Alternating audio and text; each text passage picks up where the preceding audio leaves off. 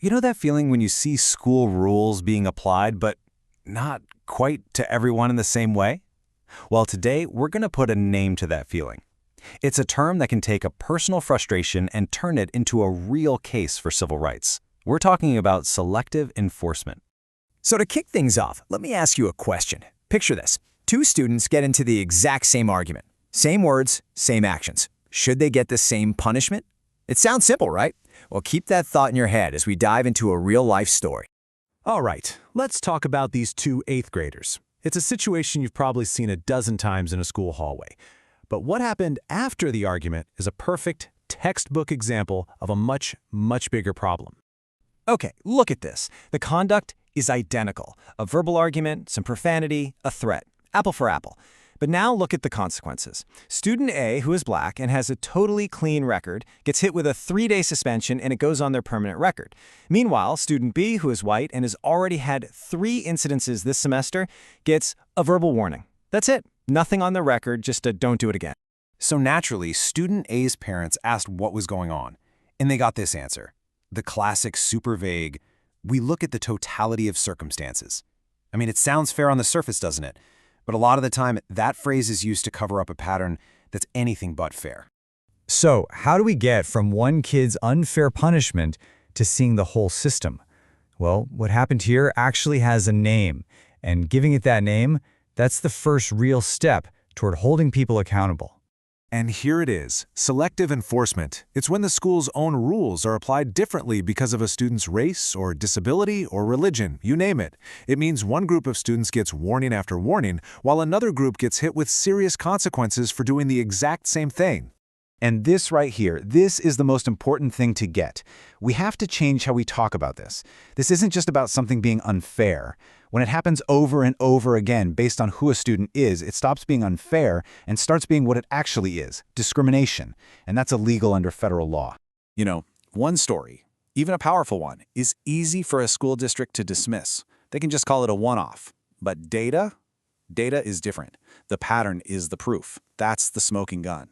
So in the case of our 2 students, someone filed a public records request. And what they found was, wow, black students at that school were being suspended at 4 times the rate of white students. 4 times. Now, how do you explain that away with totality of circumstances? It's pretty tough. And this chart just makes it even more clear.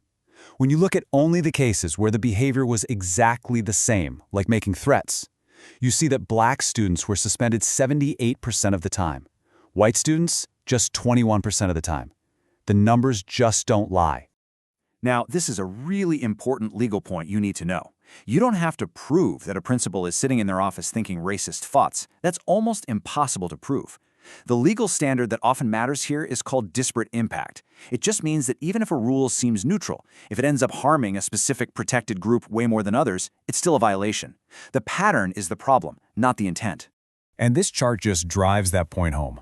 On average, students in protected groups at this school got about 1 warning before suspension. Just 1. But other students, they got almost 6 warnings for similar stuff. It's like one group is on a super short leash, and the other gets chance after chance after chance. That is the pattern. So if you suspect this is happening in your school, how in the world do you prove it? Well, there's actually a pretty clear 5-step playbook for building a solid case and turning that gut feeling into hard evidence. So here's the game plan. First, you find other students who did the same thing. Second, you write down the different punishments they got. Third, you show the key difference, race, disability, etc. Fourth, you get the school-wide data to show it's a pattern. And finally, you knock down all the other possible excuses the school might try to use. And this is what step 2 can look like. Just making a simple chart like this is incredibly powerful. It puts your child's situation right next to someone else's, and the difference is just impossible to ignore. And notice how this chart even calls out the prior record, which actually makes the school's decision look even worse. Okay, so you've done the work, you've documented the pattern, you have the evidence. The big question is, now what? What do you do with it? Let's talk about how you turn all that proof into real, meaningful change. So you have some serious options here. First, you can file a formal complaint with the Office for Civil Rights at the U.S. Department of Education.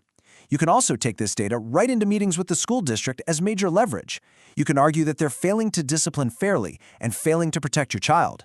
And with that leverage, you can demand that your child's record be cleared. And bigger picture, you can demand they review their discipline practices for the whole district. And this is the real power shift. You're no longer walking into a meeting as just an upset parent talking about feelings of unfairness. You're walking in as an informed advocate, pointing out a pattern that creates serious legal risk for the entire district. That, my friends, is a whole different conversation. So we'll leave you with this thought. The data doesn't lie. The pattern is the proof. And the most important question now is, what patterns exist in your own community's schools? And what story are those patterns telling?